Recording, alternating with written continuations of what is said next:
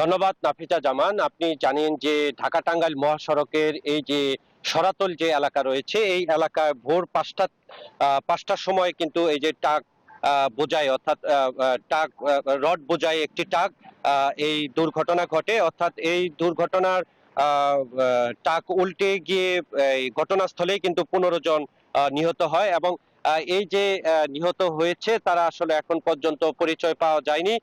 তবে তারা এই নাটোর, চাপাই, রাজশাহী এই অঞ্চলের তারা মানুষ এবং এই ঈদের যাত্রায় আসলে তারা কিন্তু গর্ভবতী হচ্ছিলেন। অর্থাৎ আজ ভোর 5টার দিকে কিন্তু এই যে ঢাকা টাঙ্গাইল মহাসড়কের রড বোঝাই যে ট্রাক উল্টে গিয়ে আসলে ঘটনাস্থলে নিহত হয়েছেন। আমরা একজন স্বজন পেয়েছি, আমরা একটু কথা বলবো আপনার কাছে। এই যে আপনার কি হয় যে যিনি মারা গিয়েছেন? বিয়ে সাহেব স্যার, তারা কোথায় থেকে আসছিল? আসতেছে চিটাগাং থেকে। চিটাগাং থেকে। জি স্যার। আপনি কি মরদেহ পেয়েছেন?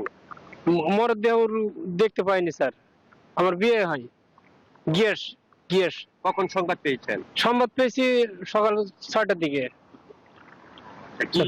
কিসের মাধ্যমে সংবাদ পেলেন আপনি? সংবাদ মোবাইলের মাধ্যমে পাইছি স্যার। আচ্ছা, ওনার আরো আত্মীয় স্বজন আছে? জি স্যার, আছে, আসতেছে, গাড়ি নিয়ে আসতেছে।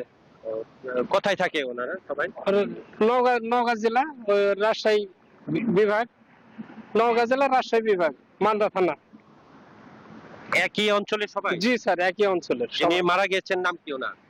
একজনের নাম আলমগীর আর একজনের নাম গিয়াস, আর দ্বিতীয় জনের নাম আমি পরে আপনারে করে দেবো নি। ধন্যবাদ। অর্থাৎ তারা নওগাঁ, রাজশাহী অঞ্চলে এই নিহত মোটামুটি একটি পরিচয় পাওয়া গিয়েছে। তো এই ছিল আমার কাছে সর্বশেষ ঢাকা টাঙ্গাইল মহাসড়কের দুর্ঘটনা। জি, ধন্যবাদ আপনাকে আমাদের সঙ্গে যুক্ত হবার জন্য। আরে ঈদ লাগছে মনে, খুশির জোয়ার সবখানে। আরে ঈদ লাগছে মনে, বিকাশ পেমেন্ট সব